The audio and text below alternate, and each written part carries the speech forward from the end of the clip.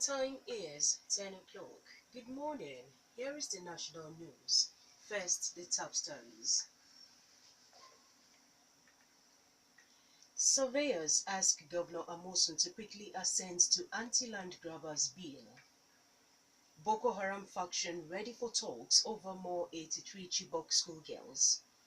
Okorocha asks Buhari to address neglect complaints by APC members. And presidency says Nigeria will produce food supplies within 2 years. I am Chienye Igbo, bringing you the news in detail shortly.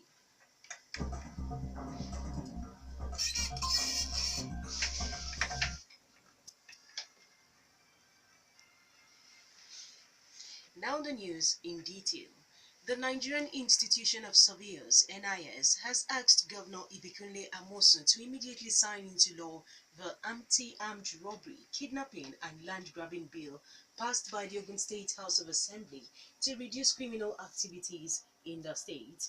The bill, among other provisions, prescribes 25 years jail term for land grabbers who use dangerous weapons to take over landed property, death penalty for armed robbers, and life jail term for kidnappers. Chairman of the Ogun State branch of NIS, Surveyor Babatunde Ashaye, in an interview with newsmen on the sideline of the annual Sonyaolu Memorial Lecture in Abeokuta, described the passage of the bill as a welcome development in the state's land administration system.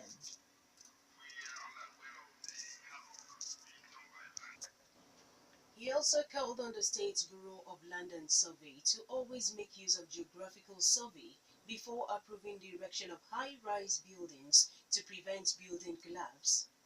The Nigerian poultry farmers have called on the presidency to remove import duty on imported poultry equipment or reduce it to the barest minimum.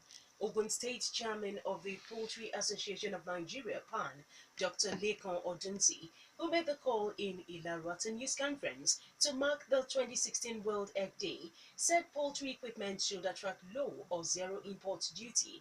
Odunsi said the scarcity of foreign exchange and the high interest on bank loans were discouraging farmers and new investment in the poultry sector. He also spoke on the increase in the price of the maize, among other essential commodities, that was impacting negatively on the poultry business.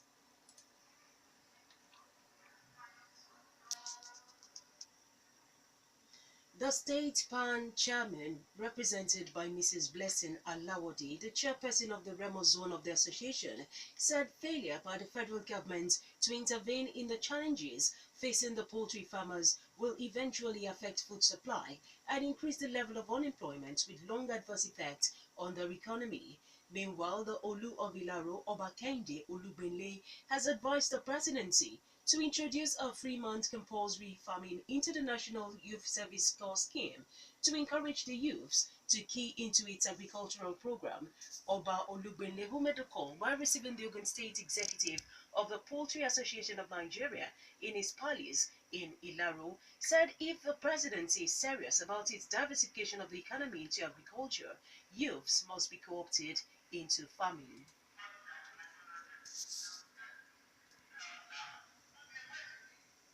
A faction of Boko Haram sect is ready for another round of negotiations to effect the release of more 83 abducted Chibok schoolgirls in its custody. President Muhammadu Buhari, in an interview with Reuters, said the Al-Banawi faction asserted that the release of 21 of the abducted Chibok girls last week was to assure the presidency that other 83 of the Chibok girls are in its custody. Buhari noted that the faction said it was ready to negotiate if the presidency was willing to enter into talks with its leaders on the issue. The faction also said the remaining of the abducted Chibok schoolgirls are in the custody of the Abubakar Shekau faction. Out of the 219 secondary school girls abducted from Chibok in Borno State, 22 had so far regained their freedom, leaving 197 still in the custody of the two factions of the sect. The Emir of Kano, Alhaji Mohammed Sanusi, has advocated for the introduction of a law to penalize anyone giving birth to children to suffer in the country. The traditional ruler, writing on his Instagram page, said most of such neglected children often become victims of social vices and terrorism.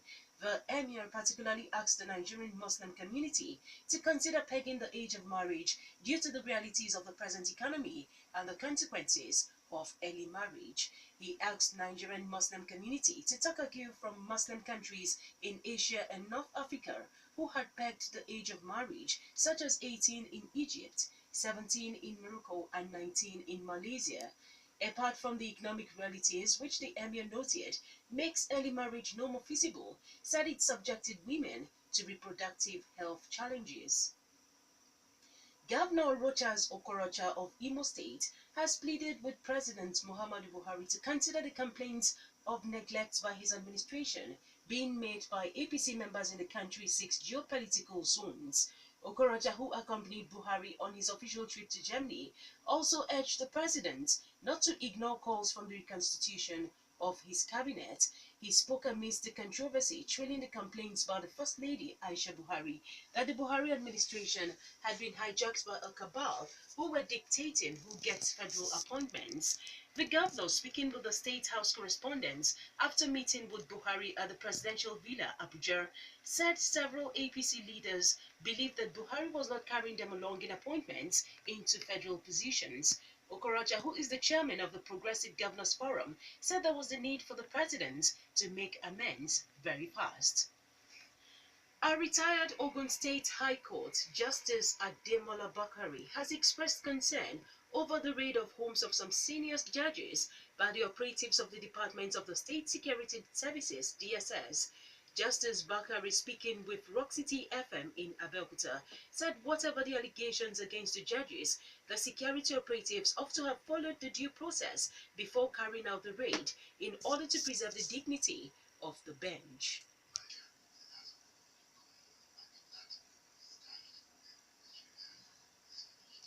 Justice Bakare supported the Buhari's anti-graft crusade, but said there must not be sacred cow in the campaign. You're still listening to the national news from Rock City 101.9 FM. Up next, we bring you business and sports news. Please stay with us.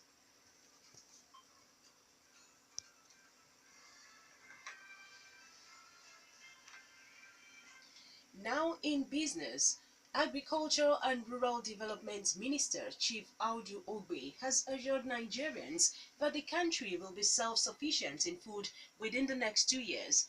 Ogbe, in a statement on his Twitter handle to mark the World Food Day, said the country would not only achieve food self-sufficiency, it will have full surplus within the period. To achieve the dream, the minister said the presidency plans to install at least 10 dams in each of the 36 states and dike in the riverine areas, as well as rehabilitating the existing dams that are not functioning.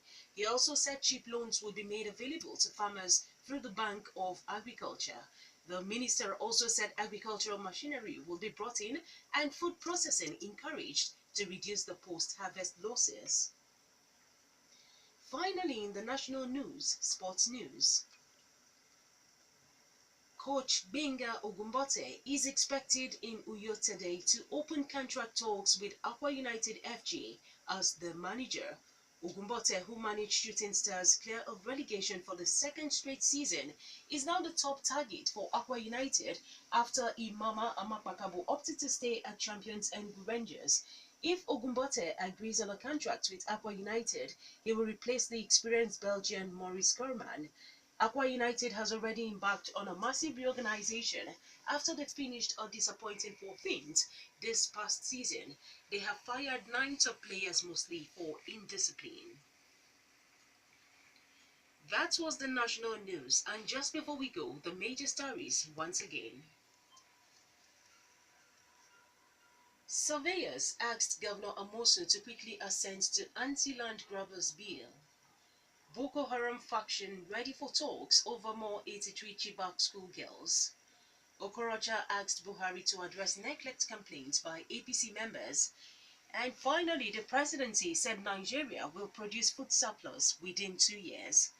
For more stories and to listen to us live, please log on to our website www.rockcityfmradio.com. Thank you very much for listening. I am Chienye. Good morning.